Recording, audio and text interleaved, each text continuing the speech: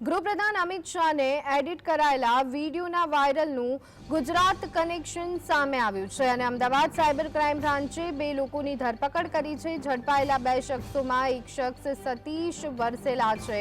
વર્ષ 2018થી ધારાસભ્ય જિગ્નેશ મેવાણીનો તે પીએ છે, જ્યારે અન્ય શખ્સ આરબી બારિયા છે, જેને લીમખેડાથી ઝડપી પાડવામાં આવ્યો છે।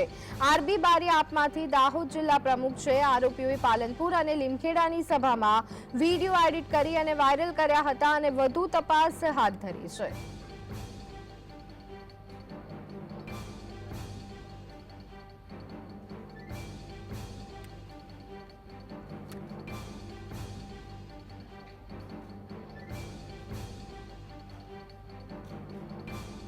इसमें माननीय केंद्रीय गृह मंत्री का एडिटेड वीडियो, उनकी सभा में जो उन्होंने स्पीच दी थी उसका एडिटेड वीडियो इन्होंने अपने सोशल मीडिया प्रोफाइल से शेयर किया गया था।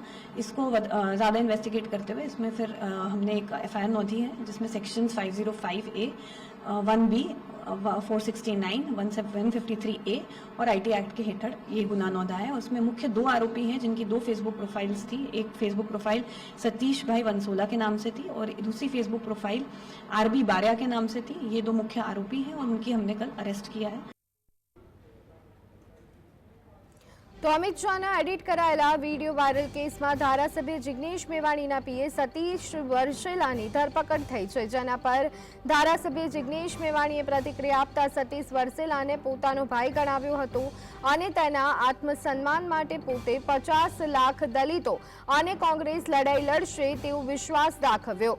તો સિલેક્ટિવ કેટલાક લોકોને ટાર્ગેટ કરાતા હોવાનો પણ આરોપ જિગ્નેશ મેવાણીએ લગાવ્યો હતો।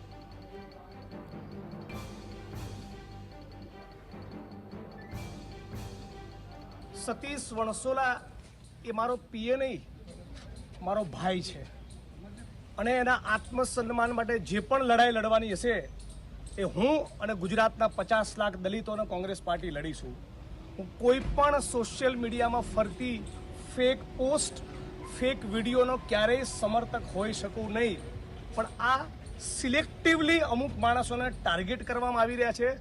ભારતીય જનતા પાર્ટી એક કોર્પોરેટ મીડિયાની મદદથી એક મસ્ત મોટું ફેક ન્યૂઝ, ફેક પ્રોપેગન્ડા ફેલાવવાનું આખું આઈટી સેલ ચલાવે છે। સામાન્ય પરિવારના દીકરાએ શરત ચૂકના કારણે આવી પોસ્ટ ફેસબુકમાં મૂકી દીધી એટલે એને ટાર્ગેટ કરવામાં આવી રહ્યો છે, પણ બનાસકાંઠા અને પાટણના દલિતો આની બરાબર ગંભીરતાથી નોંધ લઈ